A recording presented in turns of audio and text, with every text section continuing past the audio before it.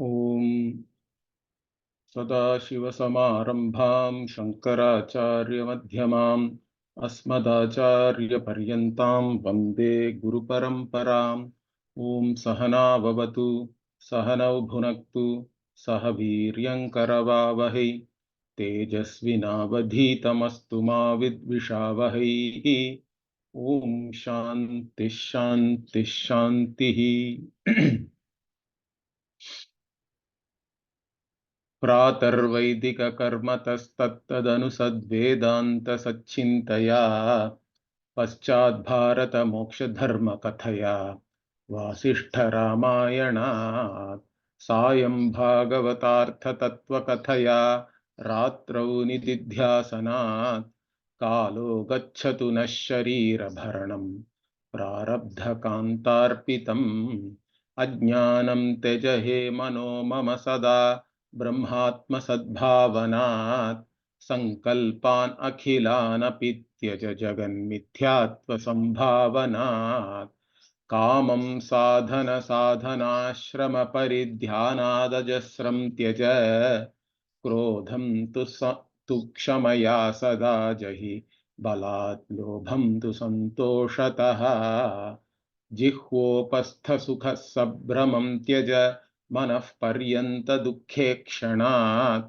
पारुष्यं मृदुभाषणात् त्यज वृथालाभश्रमं मौनतः दुस्संगं त्यज साधुसंगमबलात् गर्वं तु भङ्गे क्षणात् निन्दा दुःख अनिन्द्य देव मुनिभिर्निन्दा कथा संस्कृतेः निद्रां सात्विक वस्तु सेवनतया स्वप्नं सदा जागरात् रोगान् जीर्णशिताशनात् सदा दैन्यं महाधैर्यतः अर्थानर्थपरिग्रहं च वृथा संसर्गसन्त्यागतः स्त्रीवाञ्छां दोषदर्शनबलात् दुःखं सुखात्मेक्षणात् दारासक्तिमनादरात् सुतधनासक्तिं त्वनित्यत्वतः स्नेहं मोहविसर्जनात् करुणया नैष्ठुर्यम् अन्तस्त्यज औदासीन्यसमाश्रयात् त्यज सुहृन्मित्रारिदुर्वासना सर्वानर्थकरान् दशेन्द्रियरिपून् एकान्तवासान् जहि. So we looked up to the 4th verse, and so here अर्थानर्थ परिग्रहं च वृथा संसर्ग संत्यागतः स्त्री वांछाम दोष दर्शन बलात् दुःखम सुखात्मेक्षणात्. So here we saw that this dukkam sukhatmekshanat is a very important thing. Of course, being an individual, everybody is subjected to some form of dukkha or another, and also we justify it also. We say that no, in this situation it is okay. Yeah, that is fine. From an emotional standpoint, your mind does get into certain states where you end up being depressed or sad or in sorrow. But as a student of Vedanta, you should develop enough objectivity to even see your own state of mind as an object of your cognition. So this is not an easy thing, but it should come over a period of time. Okay, because the Vedantic logic, as my Guruji used to always say, is that if you know you are suffering, that you are not the sufferer. Okay. So general logic is that if you know you are suffering, then you are in suffering or you are the sufferer. But the Vedantic logic is the other way around. If you know you are suffering, means you are only a knower of suffering. You have got nothing to do with suffering really. Suffering is all part of this mind only. Okay, it is a state of mind really, and that is known to you, correct? It is also something you know. It is also an object of your cognition, and we should always apply the Atma Anatma Viveka. That is the only Viveka which is required, really speaking. The only sadhana for a Vedanta student is whatever I know is not I. This has to go on all the time, and that has to get stronger and stronger. That will create a certain objectivity in you. Everything is an object of your cognition, and you are always the eternal conscious being to whom everything becomes evident. Whatever is becoming evident to me is really not I. It has got, in fact, no connection to me also. In fact, whatever gets evident to me is all mithya, really, because they are all changing all the time. It's not even, even a state of mind where you are recognizing some sorrow is not going to last forever, correct? It will go away. Everything is anyway changing. But what is unchanging is your very nature, which is Sachidananda. Vijnanam Anandam Brahma, like that, the Upanishad itself is talking about one's nature. That Anandam is not an experiential Ananda. In fact, Bhashyakara, this Vijnanam Anandam Brahma comes in the Brihadaranyaka Upanishad. And Bhashyakara writes a beautiful Bhashya there. So is it then whatever Ananda which you actually experience in Vyavahara? Means Bhashyakara says that cannot be, because any Ananda you experience also comes and goes. It is only a vritti again, a manovritti or a state of mind where in fact you don't look upon yourself as a wanting being. So this, in fact, matram upajivanti, like that the Upanishad itself will say later, that the Brahmananda only gets manifest even in the manovritti as any sukha, whether it is priya, moda, pramoda and all we say, correct? Even in there is a taratamya even in ananda. The ananda which is experienced has taratamya, correct? It has gradation. You like something, okay? Then thinking about whatever you like, you feel good about it, correct? Or the moda is what? You whatever you like, you have acquired it. Okay, possession itself gives you certain happiness. Then pramoda is what? You not only possess it, but you enjoy something, correct? That is pramoda. Or they say that moda is like you get a son or a daughter, correct? Your baby means it's a great joy. But then when your son or daughter becomes somebody great and all that, that is pramoda in fact.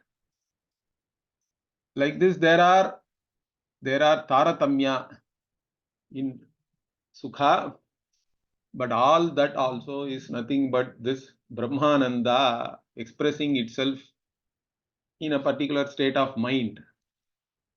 And even whatever may be the state of mind, your reality, your nature as Brahmananda never changes. You are always Ananda Swarupa. You are the source of all Ananda. And I is the only thing which we unconditionally love, correct? Everything else is only conditional. You love, and once you feel that it's not conducive to you, you allow. Like that, Paramarthananji used to say, I think, initially you love, later on you allow it to go. So everything is conditional, and the only unconditionally loved entity is the self. And if whatever is unconditionally loved must be the source of all happiness, correct? There is no other way, in fact. So that recognition of that means you should be able to overcome any dukkha. And over a period of time, nothing should even make you dukkha, correct? That's the beauty.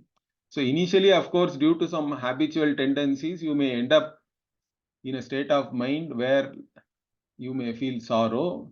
But over a period of time, you never get into any state of mind where you are sorrowful. In fact, that is That's the jnana phalam, in fact, correct? The jnana phalam is you have to enjoy a certain leisure, like Pujya Swamiji used to say, there has to be a certain leisure in whatever you do and in whatever you face also. Whatever may come, so what? That is the attitude one has to develop. Whatever may come, so what? Whatever is to be done, we'll do. That's it. There's nothing more to vyavahara. Whatever is to be done has to be done. That's it. That is vyavahara. Everything else you leave it to Ishvara. It's all Ishvara's order. It's all prarabdha. And anyway, I have nothing to do with any of these things. So that is the attitude. And this has to come over a period of time. In fact, you have to be patient with yourself, because any insight you get in the class also will not transform you overnight. Understand this. It is not like you put the switch on and some bulb comes.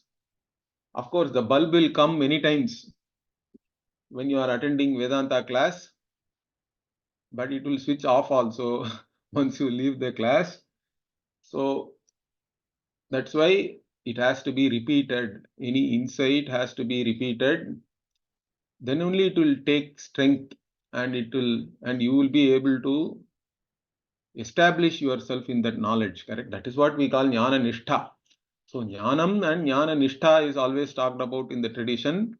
The nishtha has to come over a period of time, mainly with nididhyasanam, because after you attend Vedanta class for few months or even few years, let us say maximum, there is clear knowledge is there. In fact, whoever has studied Vedanta with a Shrotriya, with somebody who themselves have studied it from their guru and understood this, can never say that I am not a jnani. Understand that. All of you are jnani only. For whoever you have got clarity in the teaching of Vedanta, you have understood the vision of the Veda. What is the vision of the Veda in which you are seeing yourself is totally different from whatever you thought you were, correct? So that vision of Vedanta, once it is clear to you, then you are a jnani only. But still, the habitual tendencies are powerful. Bhashyakara himself accepts that. In the Vriharaneka Bhashya, it is there. That is why this DurvAsanA itself we are talking about, correct? All these DurvAsanA are there, and they are manifesting on a day-to-day basis, and we have to overcome them by actually cultivating certain, again, attitudes, and also by modifying our thinking patterns, correct? Those are the things we are talking about here. Pratipaksha bhavana, it is called. Pratipaksha bhavana means whatever durvasana is there, now you try to consciously bring a state of mind which is opposed to that, which is backed up by your own knowledge also of Vedanta, correct? Always there has to be, it is not that you are forcing yourself or anything. Understand that it is not that forcefully you cannot remove anything. You have to have a certain cognitive change. Okay, this also, Pujya Swamiji, my Guruji used to always say, he used to talk about a need for a cognitive change. This cognitive change has to also result in an emotional change also, correct? Your emotional being also has to, otherwise what will happen? The emotional being will overpower your cognitive being. Then the knowledge will not be available to you, correct? Generally, for most people, the emotional mind overpowers the intellectual mind. And then all your knowledge is useless, correct? It's not available when it is required. So, this whole DurvAsanA PratIkAra, when we say, it is all about consciously bringing a Pratipaksha Bhavana. For any DurvAsanA, you are going to bring an opposite, okay, opposite thinking, opposite attitude, opposite state of mind, consciously backed up by the knowledge, in fact. It has to be backed up by your own knowledge. And it is not due to somebody saying or anything. It has to be your own conviction. Then only it will work. You can't do anything because I say so or anything like that. That's why Vedanta class is not advice. Nobody is giving you any advice here. In fact, any advice will not work also. I can simply say don't get angry and things like that, correct? That's not going to work. In fact, you will get more angry with the guy who says don't get angry. So it's not that our teaching is not advice also. Advice is very easy to give. Anybody can give advice. In fact, you yourself, you can give advice to 100 other people and they will in turn give you advice. This keeps on going. Nothing changes really. So here the important thing is, in the light of the teaching, you should see yourself and then try and make an effort to change your thinking patterns and whatever is. In fact, the simple rule is whatever is not making you happy, correct? That thinking is not correct. Don't hold on to that. Don't give any justification. Is that clear? Anything which makes you unhappy is not worth holding on. That thinking pattern itself is not worth having, correct? But the problem is, for many people, familiarity means they hold on to that, whatever is familiar, whether it is dukkha or sukha, whatever is familiar is more, is easily held on. Okay. And then you give some justification and all that, or you blame others. You don't want to take responsibility for it. In fact, after you become a student of Vedanta, you cannot blame anybody. You cannot blame Ishvara also. Understand that. So you cannot blame anybody. Everything is your karma at the end of the day. At least in that manner you have to accept. It is your own karma and you should be able to accept. Only first, see, the first step is always acceptance. Only if there is acceptance, you will move forward. Anything else is possible. If there is no acceptance, then you are only giving justification for your own state of mind, your thought process, whatever your emotional reactions, whatever it may be. You can keep on giving justification. You can blame others. It's easy to blame, in fact, whether others are really responsible or not, also you can blame.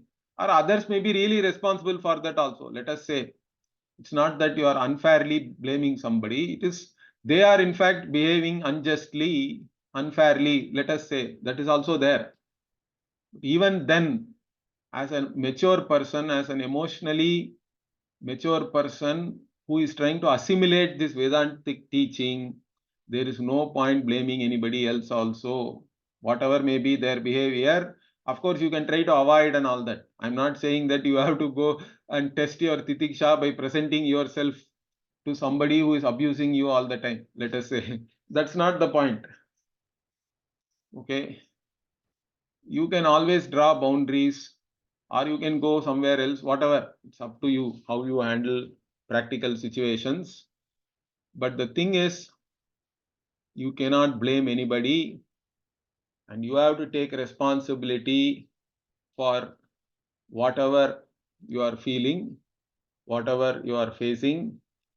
And at the end of the day, anything which makes you unhappy, there is no point holding on to it by giving some justification or blaming others and all that. In fact, try to replace it with Pratipaksha Bhavana. And in fact, the only Pratipaksha Bhavana for anything which makes you unhappy is what? I am the source of all happiness. Aham Ananda Swarupaha. There is no greater Pratipaksha Bhavana than that. I have nothing to do with all this. Correct? That is the thing. Okay, now continuing.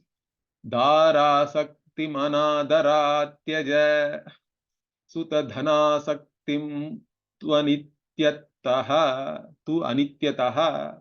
Anityatvatah also there is a patha and anityataha also is there. Here it is anityatvatah is there. Dharasakti manadara. Anadarat. Adara, anadara, correct? Means, anadara means we can translate it as not giving too much attention or being overly attached. Okay, anadarat means, so dara sakti means what? See, there was three vancham was talked about previously. Means, of course, everybody has a certain biological reaction and all that. We are not talking about that. And whatever you do within the realms of dharma, which is fine. Nobody is, our tradition is not that it is opposed to sexual relationships or having attraction and all that. But after a certain time, what? One has to overcome that. That is about the opposite sex it was talked about. But even then, what about the attachment one has towards one's spouse? It may not be sexual or anything, but still there is an emotional dependence for many people. I have seen that even old people, when their spouse is not around, they don't know what to do. Even their day-to-day life, they are not able to lead. They become so dependent on others in the family. Now that dependence is a problem. It can be physical, it can be emotional. So that is something, that is the asakti here. Asakti means some attachment, okay, or a longing or an attachment is the asakti. So don't get attached to anybody. Doesn't mean that you start should not go to the other extreme or anything. You don't have to hate somebody, or you don't have to avoid like that. That's not the point here. Anadarat means don't get too attached. Be independent. Don't get dependent on somebody even for your day-to-day activities and whatever, your day-to-day life. Then you will feel miserable when that person is not there. Even any other person also, they are not going to be there forever, correct? So you have to learn to live your life and be independent. That is the anadara we are talking about here. So listening to this, you should not go and tell your spouse that no, Vedanta class, Guruji has said that don't develop any attachment to your spouse. So don't talk to me from tomorrow or anything like that. That's not the idea here.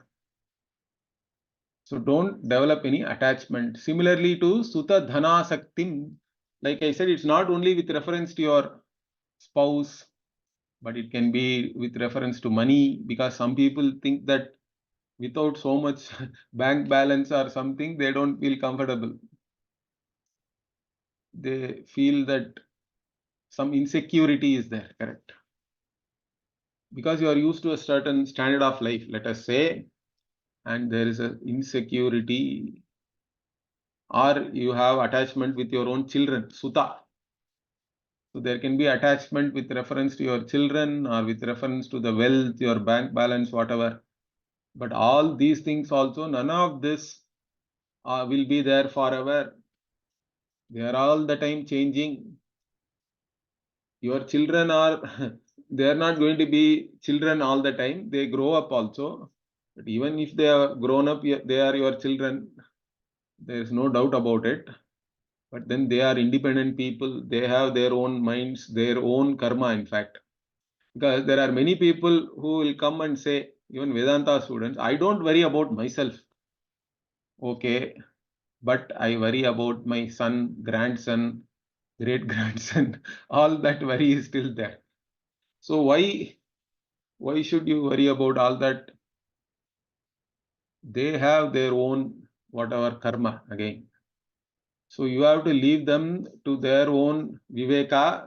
You give them good samskaras, education, whatever. That's all one can do, correct? And then you have to let them lead their lives. They have their own lives, and be whatever. If they require any help and all that, you should be there always. As a parent, one wants to be there for their children, nothing wrong. But it's not that you have to get attached to them and feel miserable if they are not there. That is the point here. because anything is anityatvataha, they are all anitya only, they all have anityatvam. Anityatvataha means the ones who have anityatvam. Okay.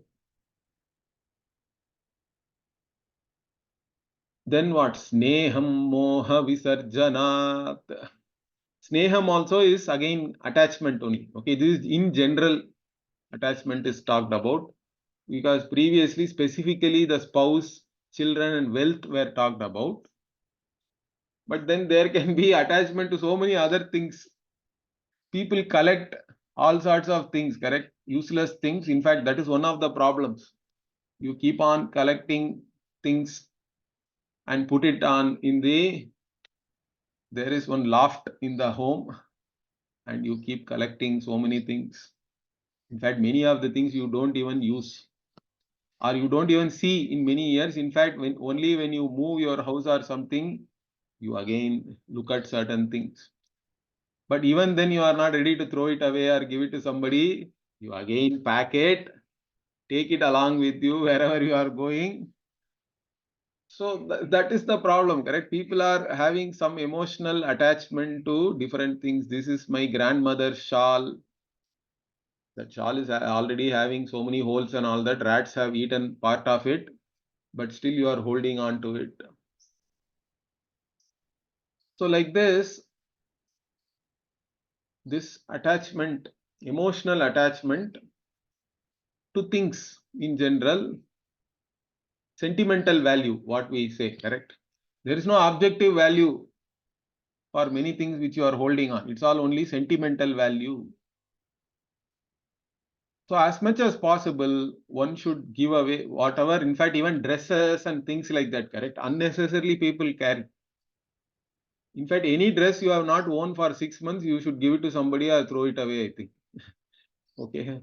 This may be difficult for women because they carry so many saris and things like that. But after a certain age, I think you should settle on to some couple of colors or whatever, correct? Or that's why mostly brahmacharis and sannyasis and all wear only one color, correct? They don't have to choose anything. In fact, that thing is gone every day. Otherwise, making the choice what to wear itself is a stress for some people. You get up in the morning, take a bath, and then you are looking at your wardrobe. What should I wear today? Means then you have a problem. When, like I said, many of the things, whatever you haven't used in the last 1 year. In fact, that's why we have this bhogi and all that, correct? In our culture, on bhogi, you take, in fact, they burn it. All the old things they take and burn every year. Symbol, you don't have to burn it because many things may still be good enough for somebody to use. Give it. That's it. You have to keep giving whatever you don't use. Either give it, either sell it to some old paper wala or whoever it is. Even old clothes and all people buy. Correct. You can sell it off. Keep as little. In fact, you should be able to travel anywhere in a suitcase or whatever. That's all we require, I think. We don't require more than that. Wherever you go, you should be able to go with a suitcase. Nowadays, even books also you don't need. In fact, I am guilty of buying too many books, and I have a lot of books. Some of them I may have only glanced through, but still it is sitting. But okay, I have a justification that I will eventually transfer it to the library, which we are planning to have here. Okay, so I don't want to hold on to them personally. But still, these books also, nowadays you don't need, everything is there in PDF. You can have it in your iPad or laptop and all that. In fact, nowadays hardly I refer to any physical book also. Mostly everything is available online. So you don't have to carry all these things. So give it, whatever you have not touched in 1 year or every year, keep on, you have to re-evaluate and keep on giving things. Otherwise, you have only a delusional value, subjective value, sentimental value. You keep on holding on to things. That's not proper. That is also a moha only, correct? You have to get rid of that delusion. It's a moha, it is a jiva srishti. As much as possible, live in Ishvara srishti. This moha one has to give up. In fact, that's why Bhaja Govindam, correct? Moha Mudgara, it is also called. Bhaja Govindam is called Moha Mudgara. Mudgara means actually a hammer, I think. So basically, it's that Bhaja Govindam itself is called Moha Mudgaraha because it is like a hammer with reference to all the delusions one has. So you can study Bhaja Govindam also and try to assimilate the attitudes from there, correct? So that way you overcome all these attachments and sentimental values with which you are holding on to useless things really. So in fact, minimalistic living as a concept is coming up even in a big way nowadays also. They give all sorts of whatever fancy names and all that, but at the end of the day, it is that in fact what we really need only are very few things. All the other things should be, then it becomes luxury. In fact, the more we reduce our needs and attachments, everything else is then luxury. It's okay. If you are, then you can still enjoy things as a luxury, but more and more things, if you start needing, then it's not a luxury anymore. Correct? You want, you need, you are attached, means if it is not there, you are going to feel miserable. That is the thing one has to overcome. So moha visarjana, give up the moha, smash it with moha mudgara. And then karunaya naishturyam antastyaja. Naishturyam means a certain cruelty, you can say. Okay, nishtura bhava means sometimes we may have some cruel thinking with reference to others, or this some like enjoying the sufferings of others, let us say. This kind of things also can be there from childhood onwards. In fact, when I look back into my own childhood, children can be very cruel at sometimes, correct? The way we tease others, we have done many things like that. And this teasing habit can continue even as an adult, correct? Particularly with those whom you have grown up with, you have always teased them even as children.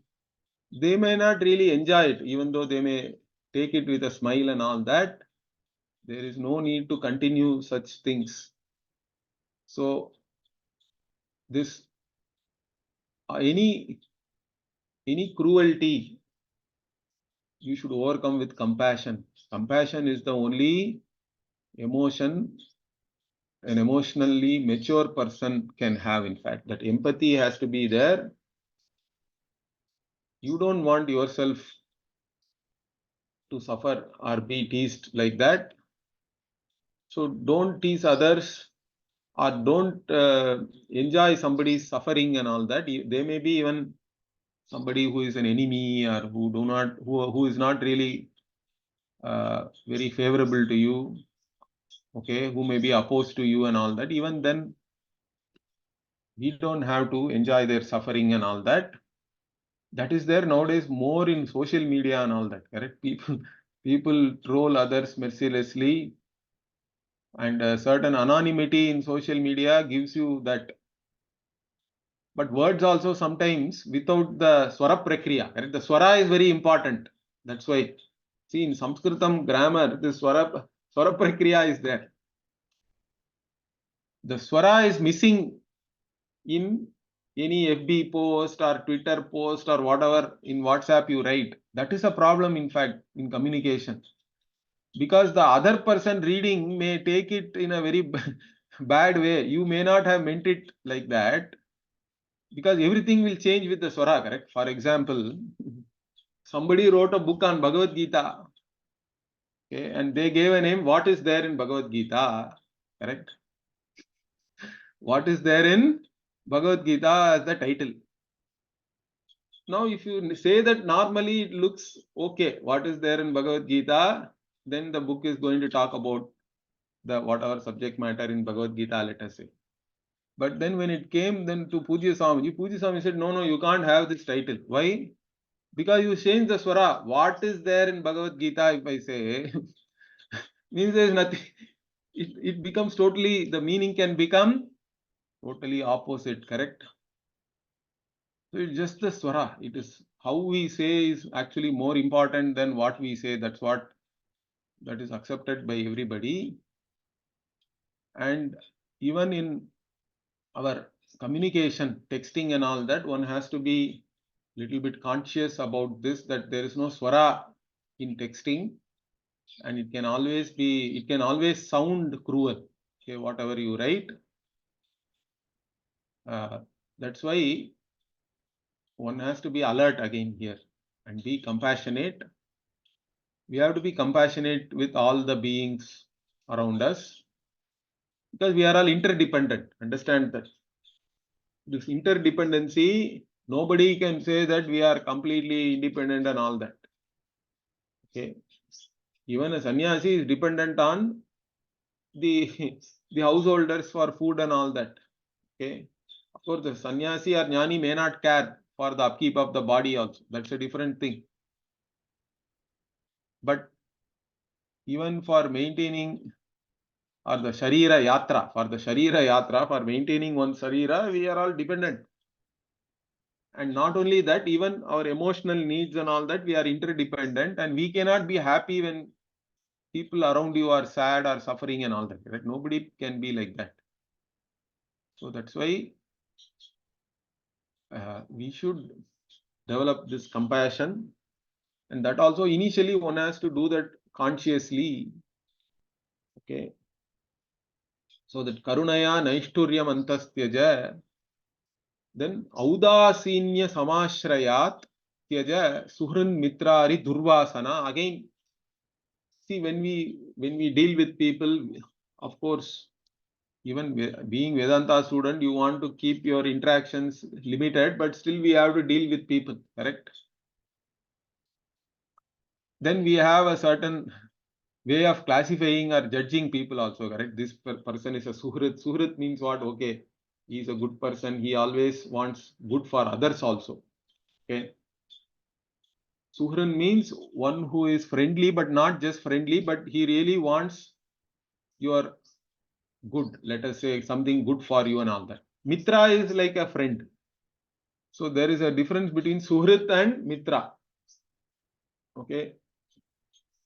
Then Ari is enemy, one who is having some hatred for you and all that. Okay. So like this, we classify people all the time and judge them. And then accordingly, our behavior also is there.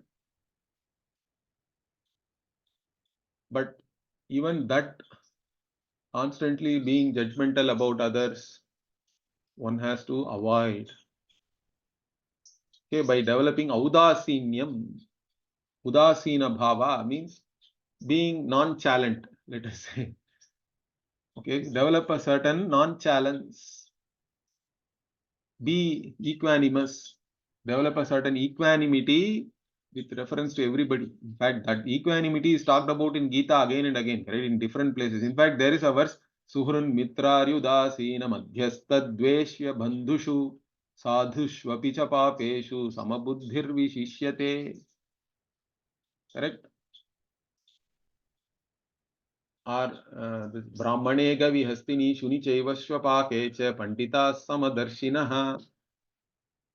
All these verses are there even in Gita. The Samadarshanam and having a certain Udasina Bhava, Udasinavad Asinaha, Gunair Yona Vichalyate, all this. So whatever may be there, it's all only the play of gunas. And one should be able to see that objectively and be unattached to all these things. The Udasina Samashraya. So take refuge in your own Udasina Bhava, and even praise should not, or flattery should not make you ecstatic, or criticism should not make you angry and all that. So everything you are able to handle in any given situation with a certain poise, correct? Equipoise or a poise, we talk about poise, that should be there. and sarvanarthakaran dashendriya ripun ekanta vasana jahi. So sarva anarthakaran, any those which create all kinds of undesirable things to you, unpleasant things. What are they? Okay, sarva anarthakaran dashendriya ripun. So they are like your enemies, correct? Even in Gita also, the indriyas, indriyas yarthe ragadveshau vyavasthitau tayor navashamagachet tauhyasya paripanthinau. Like this. Kama yesha krodha yesha rajoguna samudbhavaha mahashanamaha papma vidyenamiha vairinam. So they are all called as vairi, ripuhu. Means indriya, the 10 indriyas are there. Your own sense organs, organs of action, but they can become your enemy when you allow them to go after their sense objects, correct? If you allow your indriyas to go after their sense objects, then they can become your enemy. In fact, they will also drag you along with them. In fact, such people are called asuras. Bhashyakara says in the Brihadaranyaka, in the first chapter, third Brahmana, this asura, Deva Asura, there is a beautiful story is there. In fact, at the end of that only we have this asatoma, sadgamaya, tamasoma, jyotirgamaya, mrityorma, amritangamaya. So in that there is a Deva and Asura story where this who is a Deva, like that Bhashyakara says, means the one who does things, correct? Even in day-to-day life, as per whatever the Shastra is mandating, right? Shastra Vihita, whatever is Shastra Vihita, if you do it in spite of your natural tendencies, correct? There is a Swabhavika Pravritti is there. Swabhavika Pravritti is what? Your natural tendency is what? The senses go after the sense objects. That is the Swabhavika. But instead you regulate your life according to what the Shastra wants you to do. If you do that, then you are a Deva. Otherwise, Asusu Ramate iti Asuraha, he says. Asusu Ramate iti Asuraha. One who revels in all these sense objects is Asura. So that the Indriyas can make you into an Asura. That's why they are your enemies. If you allow them, that is. In fact, nowadays your engagement is again become multifold, correct? In those days, at least, you were somewhat isolated. If you are living in a village, you didn't know even the news happening in the next village. It may come after some 2 days. But now you are bombarded with so much news, and you are also interacting with so many people in real life, in virtual life, all that. And all your time will go in that, in fact. And you get addicted to certain things. Social media also is an addiction for some people. So one has to overcome all that. Means by how ekanta vasan jahi ekanta vasa. Ekanta vasa means you can go somewhere also. You can go to some Gurukulam, some Rishikesh ashram, wherever, stay for 1 week, but don't take your mobile phone and everything else also there. Of course, mobile phone you cannot give up nowadays, but try to restrict. You blend with the ashrama activities, and that itself will take you away from your regular engagements and all that, correct? So that is the eka, or even wherever you are, you should have certain upavasa. That is why all these upavasas and all that are important, correct? Because ahara is not only food, anything you consume, all the sense objects are ahara. Really, in upavasa, you have to restrict your ahara, and that restriction is very important. Regulate and restrict any kind of ahara, and then try to spend time with your Ishta Devata, whatever upasana you are doing, or just Vedanta Mananam Nididhyasanam, Shravana Manana Nididhyasanam itself you can do. as part of your Upavasa. For a Vedanta student, there is nothing greater than that. Or do some Mauna Vratam once in a while. All these things, regular Upavasas, Mauna Vrata, all these things will help you. And maybe even like going somewhere and taking time off to be with yourself. Therefore, you don't all the time engage with your senses and sense objects. So you should be able to withdraw, correct? Like the tortoise also. Bhagavan gives that analogy in the Gita, correct? The Gita also, the analogy is given was like that tortoise can remove all his 4 limbs and head also, correct? It actually, when the analogy fits very well. All the 5 things, it can withdraw. Whenever it senses some danger and all that, it will withdraw. Like that, you should also be able to withdraw your indriyas from the indriya vishaya whenever required. That ability one has to develop. Again, all these things will not happen automatically. It may take some time, but that withdrawal, even in yoga, Ashtanga yoga also, that is called pratyahara. See, ahara means you are consuming whatever, you are just allowing your sense objects to go out and consume whatever sense objects are there, and that is its natural tendency, correct? But pratyahara means it is prati ahara. You go against the natural flow of things and you try to regulate, or you are now swimming against the current. It is going to be difficult to start with, but kurmonganiva sarvashaha, like that Bhagavan said, correct? Okay. Indriyan indriyarthebhyaha.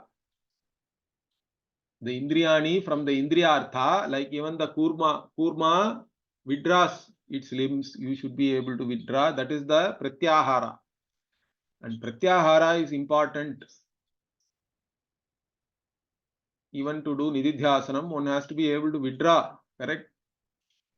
You are all the time engaged with some sense objects and sense pleasure, means it's not going to be easy for you to focus on the Vedantic teaching also. So this pratyahara, even in Ashtanga yoga, what yama, niyama, asana, pranayama, then pratyahara is there. These are all preparatory steps. In fact, all this Ashtanga yoga also you can fit into this, whatever the DurvAsanA PratIkAra which has been said here. You can see here also, many of these things are there. And this Ekanta Vasa is really Pratyahara only. Okay. So that is important. And like I said, you have to have a certain regimen, daily regimen also. Daily also you spend some time with yourself.